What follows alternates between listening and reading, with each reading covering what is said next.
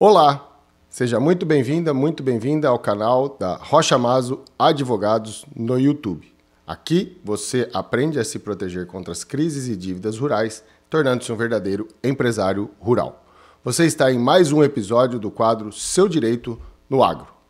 Você deve estar acompanhando que ontem foi aprovado, hoje é dia 17/7/2025, foi aprovado pela Câmara dos Deputados o projeto que cria a Lei de Licenciamento Ambiental.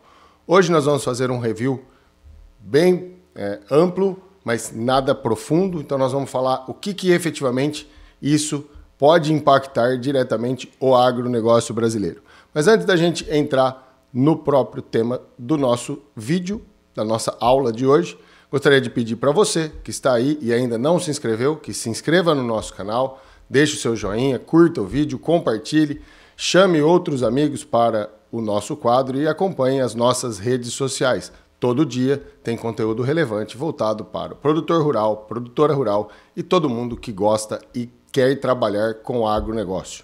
Então, voltando no tema, estou aqui com o Pedro Avelino, meu fiel escudeiro. Boa noite, pessoal.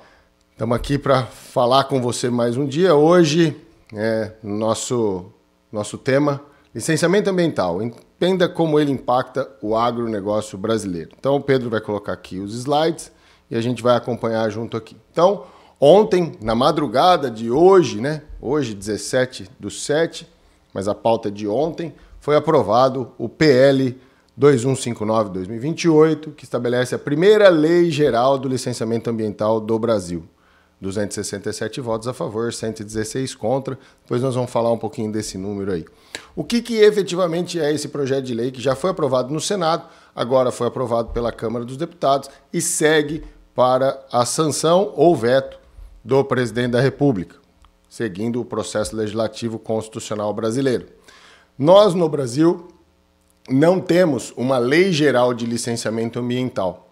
Licenciamento ambiental é um procedimento que libera atividades que são potencialmente poluidoras, que causem degradação ambiental. Então, toda atividade que seja potencialmente degradadora ou poluidora, há necessidade de se fazer um licenciamento, pedir uma autorização para os órgãos ambientais competentes. IBAMA, CBMBio, Ministério da Agricultura e todas as secretarias ambientais dos estados e municípios, são órgãos descentralizados, e nós não tínhamos efetivamente uma legislação específica de licenciamento ambiental.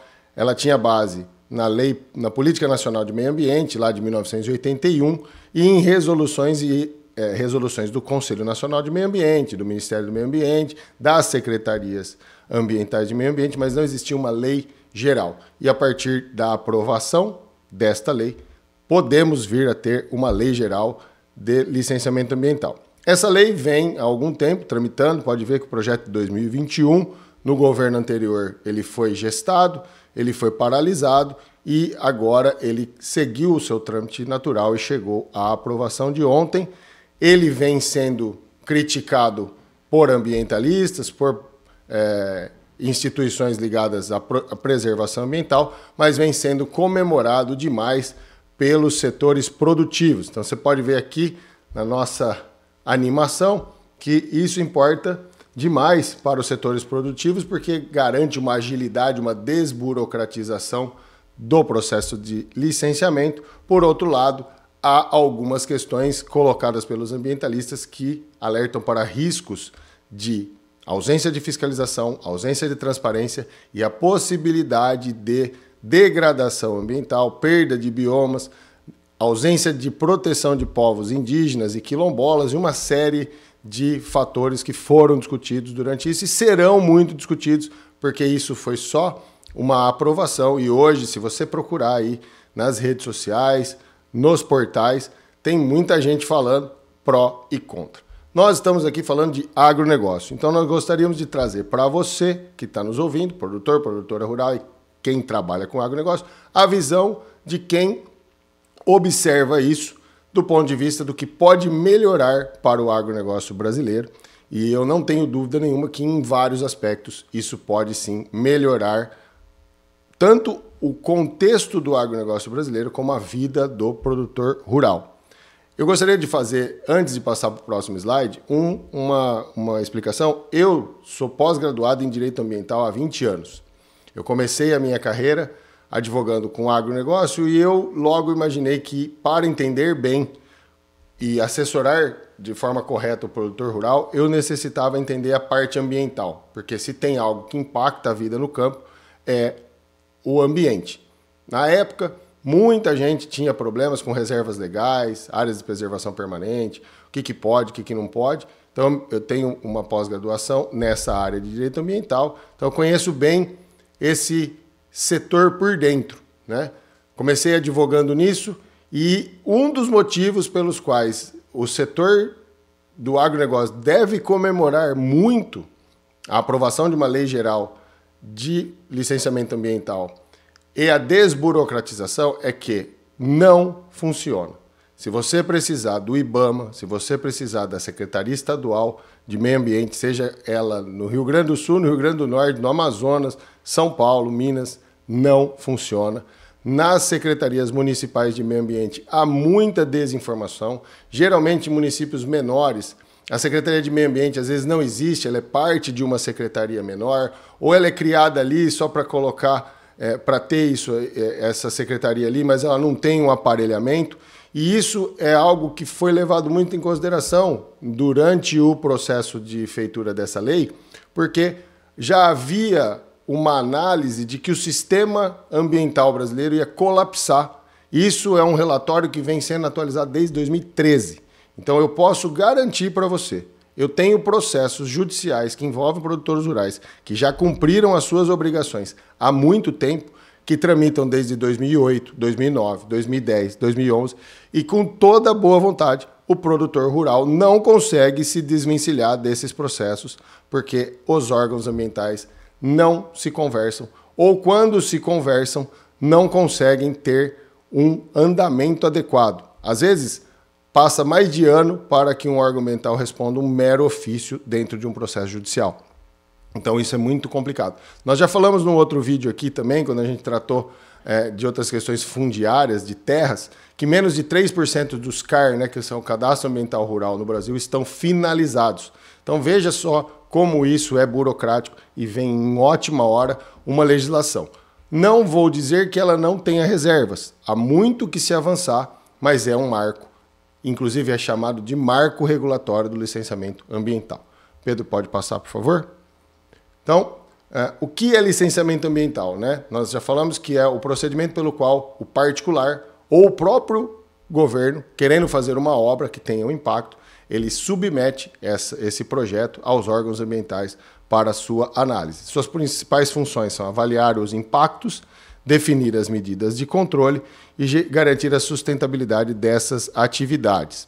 Então, toda vez que há uma atividade que gera impacto ambiental, há necessidade de uma análise prévia. Então, o que efetivamente essa nova lei faz, né? Pedro pode passar. Ela integrou, né, todas essas legislações dispersas, federais, estaduais e infralegais, numa única lei, evitando-se, como a gente disse, o colapso que o sistema já enfrenta. Não é nenhuma novidade quem atua, quem está aí vendo o vídeo e atuou ou atua com direito ambiental, com licenciamento ambiental, ou é produtor e precisa disso, ou é empresário e precisa disso, sabe do que nós estamos falando. Pode passar, Pedro, por favor? Então, como funciona hoje? Né? Hoje existe a Lei Geral de 1981 e há uma resolução do CONAMA, que é o Conselho Nacional de Meio Ambiente, de 1997, veja só, já tem 28 anos essa legislação, e legislações estaduais. O Estado de São Paulo tem uma legislação até que coerente, né? Nós estamos falando aqui do interior de São Paulo, eu advogo mais e trabalho mais no Estado de São Paulo, então há uma legislação coerente, mas não deixa de ser esparsa, então há normas que se colidem e complica a atuação.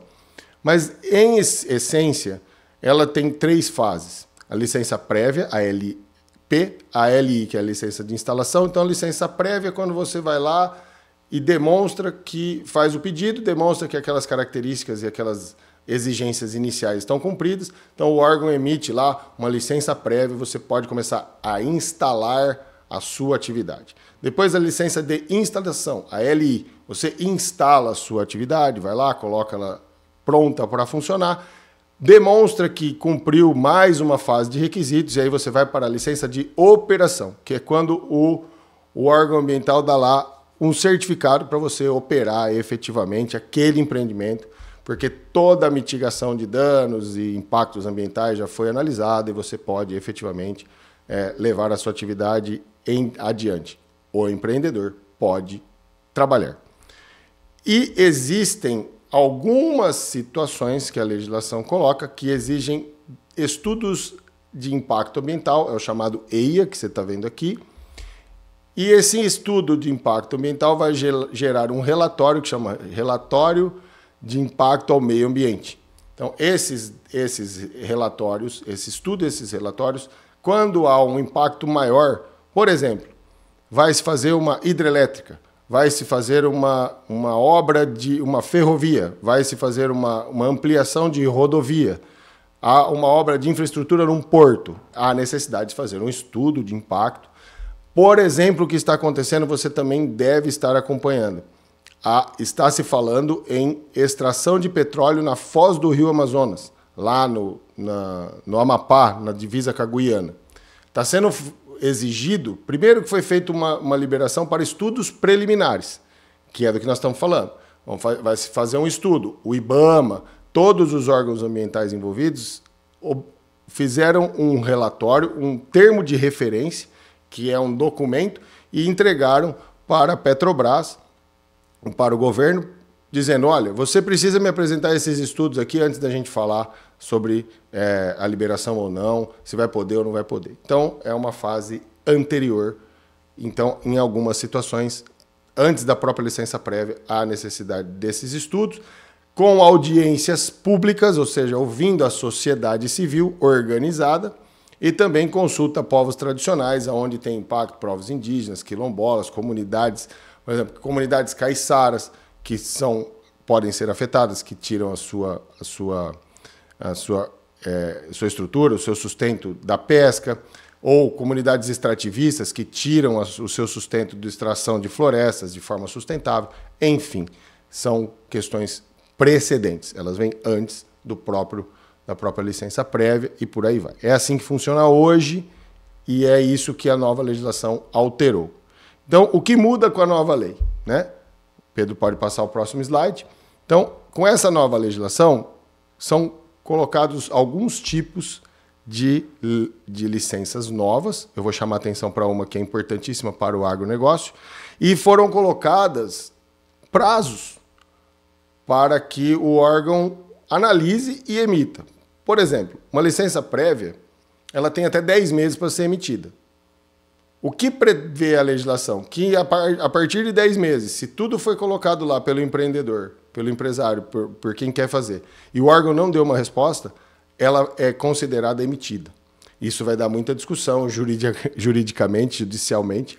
Isso nós vamos ver como é que vai ficar. LI e LO, 3 meses cada, porque você já fez a prévia. Aí é só continuação do projeto, então mais 3 meses cada. Então, em torno de 16 meses é possível a emissão de uma licença de operação. Hoje é só perguntar para algum empreendedor. Existem empreendimentos que demoram 3, 4, 5 anos e não conseguem uma licença de operação. Às vezes, na maioria das vezes, tem que entrar com mandado de segurança e ações judiciais para que possa funcionar. E essa legislação veio para destravar o país, desburocratizar o país e poder fazer com que ele possa crescer. Então, e outras licenças, uma delas eu queria chamar a atenção, que é a LAC, Licença por Adesão e Compromisso. Essa é feita, eu vou pedir a Vênia para ler, é um tipo de autorização mais simples e ágil para empreendimentos de médio porte, o que deve facilitar a vida de muitos produtores. Além disso, a lei estabelece prazos definidos para que órgãos ambientais analisem os pedidos, trazendo mais previsibilidade e segurança para quem quer investir no campo. Então, um confinamento grande, uma extração vegetal, uma derrubada de floresta. Esse também eu vou fazer um asterisco que nós vamos falar um pouquinho ali na frente desse impacto. Que tenham previsão na legislação e que podem ser feitas de acordo com a legislação, elas terão uma previsibilidade maior. Então, a licença ambiental por adesão e compromisso é uma licença que atesta a viabilidade de instalação, ampliação e operação de atividade de empreendimento que observe as condições previstas na lei. Então, se há as condições previstas na lei e o empreendedor já consegue fazer como se fosse um checklist daquilo, mediante uma declaração e adesão de compromisso, o empreendedor vai simplesmente dizer: eu estou adequado, eu já cumpri esses requisitos, então eu posso começar a explorar. De adesão e compromisso. Eu faço uma adesão, vai ter lá no órgão ambiental os requisitos, o empreendedor, o produtor, vai lá e pode fazer isso. Então, essa aqui é muito importante para o agronegócio. Tá? Então, avançando nessa análise que nós acabamos de fazer, você pode ver aqui no próximo slide, que é a adesão por compromisso, sem análise prévia, a licença única, que pode substituir as 3 etapas tradicionais em empreendimentos de baixo impacto ambiental. Então, condensa tudo numa licença só, o empreendedor vai lá, comprova que tem esses requisitos, que preenche os requisitos legais, que o projeto dele está adequado, ele já consegue o licenciamento. E a LAE é para projetos estratégicos de alto impacto para desenvolvimento nacional. Esse projeto que eu acabei de dizer da Petrobras entraria nessa questão do licenciamento para projetos estratégicos da nação brasileira, algo que vai dar muito pano para manga, muita discussão, porque muitos estados não estão preparados para essas análises e há uma grande possibilidade de favorecimento e corrupção, mas eu não quero entrar nesse mote, porque o nosso negócio aqui é agronegócio e os impactos. O que efetivamente isso pode acontecer? O agronegócio brasileiro sofre com infraestrutura. Então, o licenciamento ambiental mais rápido vai fazer com que tanto a iniciativa privada como a iniciativa pública possam levar à frente projetos de melhoria de infraestrutura, que especialmente são melhores rodovias, investimento em ferrovias e melhoria de portos, para escoamento da nossa produção, que é um grande gargalo que nós temos. Nós produzimos muito, produzimos bem, mas temos dificuldade de escoamento de produção. E também para a construção de armazenagem, silagem de grãos, tendo a possibilidade de licenciamentos mais rápidos. Isso efetivamente vai acontecer e vai ajudar muito o agronegócio. E também existe para o agronegócio, o Pedro pode passar o próximo slide, a isenção de algumas atividades que, especialmente na pecuária e agricultura, vai vir muito bem, obrigado. Só que existe um debate sobre essa flexibilização foi excessiva ou não. Então, esse debate vai ficar aí, eu acredito que isso vai gerar um pouco ainda de discussão, se efetivamente cultivo agrícola e pecuária de pequeno porte, empreendimentos militares, obras emergenciais e de distribuição elétrica e usinas de reciclagem e compostagem, por exemplo, podem ser enquadradas como atividades isentas de licenciamento. Hoje, o projeto de lei prevê que sim. Só que existem critérios. E quem vai fazer esses critérios? A regulamentação da lei e os próprios órgãos ambientais. Então, nós temos que ficar de olho para que, sob o manto da desburocratização, não se vire uma porteira aberta para que passem projetos e licenças e atividades efetivamente degradadoras, mas que, sob o manto de outras nomenclaturas, venham a causar danos até irreversíveis ao meio ambiente. Isso é algo que a gente tem que ficar de olho. Passando para a questão ambiental, só para trazer um contraponto, né? Os ambientalistas dizem que o novo texto limita a participação comunitária nas decisões, porque essas decisões de estudo de impacto ambiental e relatório de impacto ao meio ambiente são exigidos apenas em significativa degradação, sem uma definição clara. O que é significativa degradação? Quando se fala de natureza, há uma necessidade de envolvimento de uma série de questões técnicas. Então, isso nós vamos ver como que vai ser regulamentado. Então, há aí um asterisco também. As audiências públicas ocorrem apenas após os estudos, ou seja, não há uma participação efetiva durante a realização dos estudos. E muitas organizações não governamentais e muitas entidades gostariam, como hoje, de participar do processo durante os estudos. É algo também que está dando repercussão. E a consulta prévia a povos tradicionais não é garantida. Por quê? Porque coloca só após o estudo. Então, isso são contrapontos que a gente precisa colocar. E eu não poderia vir aqui passar para vocês isso sem, para você que está do outro lado, sem fazer um contraponto, também dizer que a lei é uma mil maravilha. Não é. De fato, ela está fechando um gap, né, um ponto, uma abertura que nós tínhamos sem definição da legislação. Mas também há necessidade de se observar esses pontos. Especialmente porque, como pode ver no próximo slide, a própria ONU e muitos órgãos ambientais e organismos internacionais demonstram preocupação. A redução da fiscalização pública, o autolicenciamento e essa facilitação, por assim dizer, preocupam muito e é visto como muito perigoso. Até porque muitos organismos internacionais entendem o Brasil como um país não sério. E em muitas situações o Brasil precisa avançar na seriedade. Então, esse contraponto, do ponto de vista internacional, ele faz sentido. Cabe a nós, brasileiros, a partir do momento em que a legislação funcionar, cumprir a lei e fazer com que ela seja um marco efetivamente regulatório que garanta desenvolvimento e sustentabilidade, mas também a preservação ambiental dentro do que a legislação determina. Então, eles dizem que tragédias como Brumadinho, lá em Mariana, passariam despercebidas. Então, a ONU e o Ministério do Meio Ambiente se posicionaram contra o projeto. É algo que eu gostaria de deixar isso claro. Já, por outro lado, os defensores do projeto, o Pedro pode passar o próximo slide, que são os setores produtivos e parte do governo federal, defendem que a nova lei aumenta a previsibilidade jurídica, como a gente já disse, eu concordo com isso, reduz a burocracia em obras de infraestrutura, eu também concordo com isso, estimula o desenvolvimento nacional, eu também concordo com isso, e há um suporte de 98 entidades do setor produtivo neste projeto. Então, assim, não é nada que não foi efetivamente discutido. Nós já estamos aí com 4 anos de projeto tramitando. Os dois lados puderam dizer, quem define efetivamente é o Parlamento, e o Parlamento Nacional aprovou o projeto. Se tiver que melhorar o projeto, que a gente melhore, mas o primeiro passo foi dado.